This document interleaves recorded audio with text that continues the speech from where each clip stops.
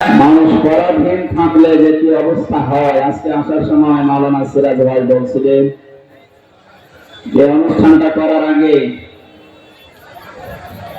আগস্টের 5 তারিখের আগে যে সমস্ত অনুষ্ঠানগুলো আমরা করেছি পায়ের সোতা ছিঁড়ে গেছে।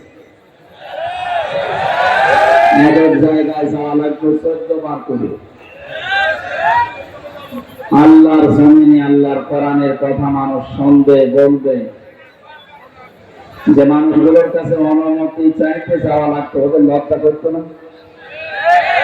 লজ্জা করবে কি? হতে মানুষ নাকি?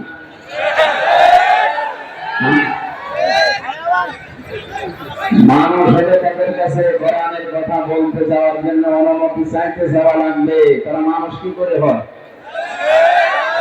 এটা তো শুধু মুসলমানদের জন্য আল্লাহ দেয়নি। হাযা বায়ানুল লিন-নাস হুদাল লিন-নাস, বায়ান বক্তব্য পৃথিবীর মানুষের জন্য, সে যে ধর্মে বসবাস করতে পারে।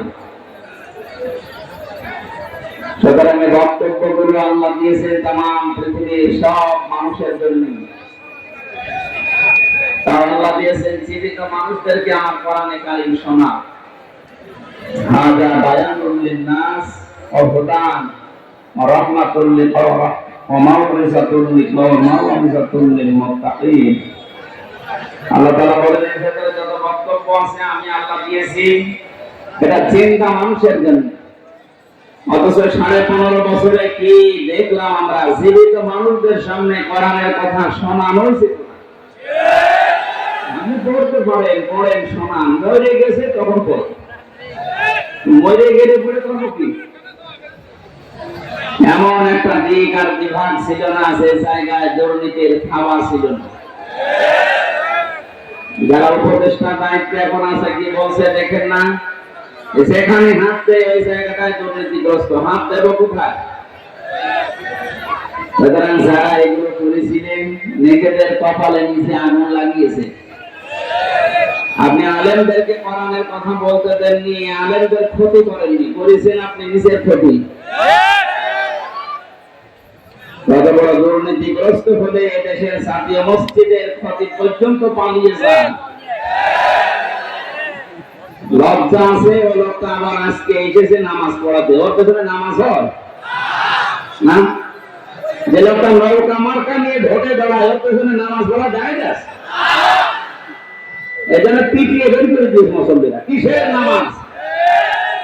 আপনার পেছনে নামাজ পড়লে আপনার পেছনে না পড়ে মোদির পেছনে পড়া ভালো। আপনি আর মোদিতে সমান। সে নৌকার সাপোর্টার, আপনিও নৌকার সাপোর্টার।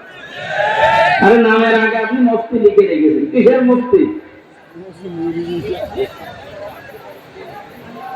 জেলখানার ভেতরে যে সমস্ত কওমি আলেমরা ছিল, মাওলানা শাখা রশিদ রাজি, মাওলানা মামুনুল হক, ইনাদের উপরে তো এদেশে কওমি মাদ্রাসার পরিচিত আলেম নেই। তাদের পাশাপাশি তো ছিলাম 3 বছর জেলখানা। তারা এই লোকটাকে ঘৃণা করে। সেই দিন পৃথিবীর যে সমস্ত জালেমদের তালিকা বের হয় মাঝে মাঝে, তার ভেতরে যেটা পালিয়ে গেছে এটার নাম 850 বছর আগে লক্ষণ সেন পালিয়েছিল, আর 850 বছর পরে পালিয়েছে এটা। এতদিনের ভেতরে পৃথিবীর ইতিহাস কেউ ক্ষমতা থেকে পালিয়েছে আমরা শুনি নাই, কোন জায়গায় পড়ি নাই, কিন্তু এটা নিজে দেখলাম। এই পালিয়ে যাওয়ার পর থেকে চট করে ঢুকে পড়বো এই আশা অনেকে ব্যক্ত করছে, যে আমি কাছাকাছি আছি, চট করে ঢুকে পড়বো।